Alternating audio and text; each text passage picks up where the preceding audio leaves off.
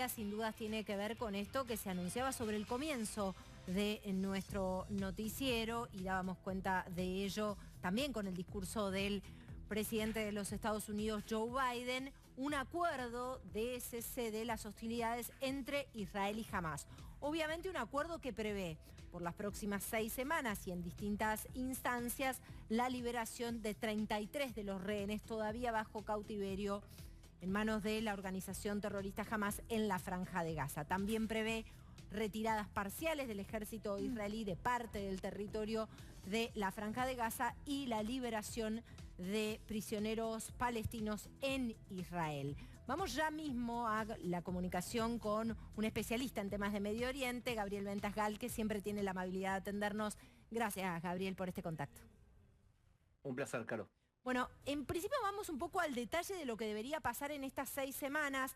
Biden, que es un presidente saliente, por consiguiente hay que tomar en términos relativos lo que ha dicho, dijo, bueno, y después vamos a la negociación de la parte 2 y si no se llega a esa parte 2 o al acuerdo para el fin de estas 6 semanas, nosotros vamos a empujar que se siga negociando, refiriéndose a los Estados Unidos, y que el cese de las hostilidades continúe. ¿Ves esto viable? ¿Conoces el término un pato rengo? Sí.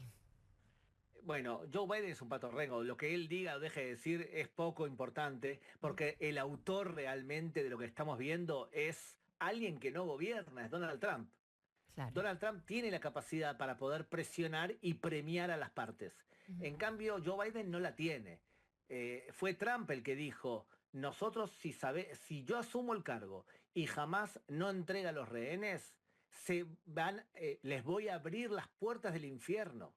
Y además amenazó a Qatar, que es el gran financista de Hamás, que a su aliado lo presione para conseguir ciertas cosas. O sea que el autor real y el que realmente ha puesto orden en el Medio Oriente ha sido alguien que todavía no asumió, copiando lo que hizo Reagan. ¿Te acordás cuando Reagan en 1980 hizo algo muy parecido? Le dijo a Irán, ustedes o me liberan la embajada de Teherán o yo voy a tomar medidas concretas. Donald Trump lo ha imitado. Ahora, en el terreno, ¿qué ocurre? Bueno, mañana el gobierno de Israel debería aprobar este acuerdo, no sin oposición de parte de su extrema derecha. Te iba a decir, para Netanyahu, políticamente puede significar un cimbronazo importante, porque entiendo que hay amenazas incluso de personas cercanas de retirarse del gobierno en caso de que se terminara sellando, ¿no? Igual termino el punto anterior. Sí. El domingo se liberaría a 3 mujeres. Sí. A la semana otras 4 personas. Sí. Las prioridades son mujeres y mayores de 50 años. A la vez se liberarían presos palestinos, así durante 42 días, sumando en total la liberación de 33 rehenes y a cambio entre 200 y 300 asesinos pesados. Significa que hace mucho tiempo que están en prisión y también una cantidad enorme de apresados que participaron en el atentado del 7 de octubre. Y como bien has dicho, una retirada parcial del ejército israelí y el aumento de la ayuda humanitaria de 400 camiones diarios a 600 por día. Eso es el eje del acuerdo. Ahora, con respecto a tu pregunta, la extrema derecha amenaza a Netanyahu que si firman un acuerdo así, ellos podrían llegar a salirse del gobierno. Por otro lado, Netanyahu recibe el apoyo de la prensa israelí y de la oposición también para llegar a este acuerdo. Yo creo que las amenazas de la extrema derecha no son muy creíbles porque no tienen tantas alternativas para formar otro gobierno. Pero la exigencia que puede ser que la escuches es de la extrema derecha diciéndole a Netanyahu, nosotros apoyamos siempre y cuando se cumplan 2 condiciones. La primera, el día 42, Israel comienza a atacar, incluso si jamás no hace nada. Y lo segundo, toda la ayuda humanitaria que le estamos dando ahora, después se la vamos a negar también. Eso es lo que exige la extrema derecha.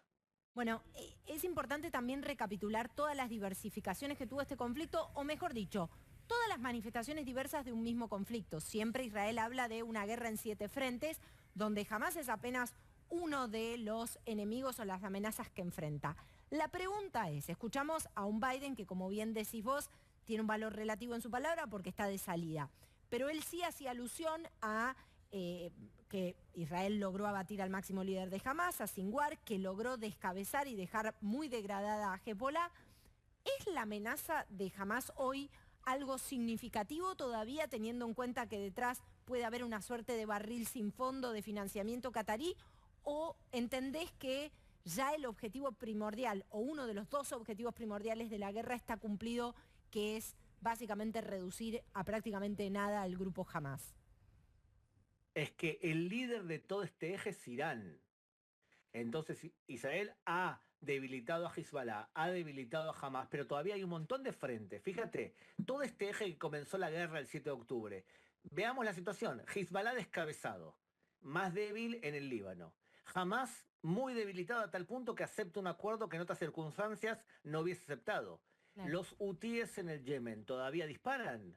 Sí. Siria, Assad cayó, no existe más el gobierno de Assad. O sea, si tú fueses parte del gobierno de Israel, ¿es necesario que los 42 días estés combatiendo en Gaza cuando puedes estar planificando junto con tu aliado Estados Unidos un ataque fuerte contra las centrales nucleares de Irán, que es el objetivo real que Israel debe ponerse entre ceja y ceja? Entonces yo creo que no le viene nada mal incluso al gobierno de Israel poder diversificar su energía para realmente eliminar a la amenaza real o intentar centrarse en Hezbollah e Irán durante 42 días. Ujú. Gabriel, clarísimo. Muchísimas gracias por este contacto con nosotros. Un placer, Caro.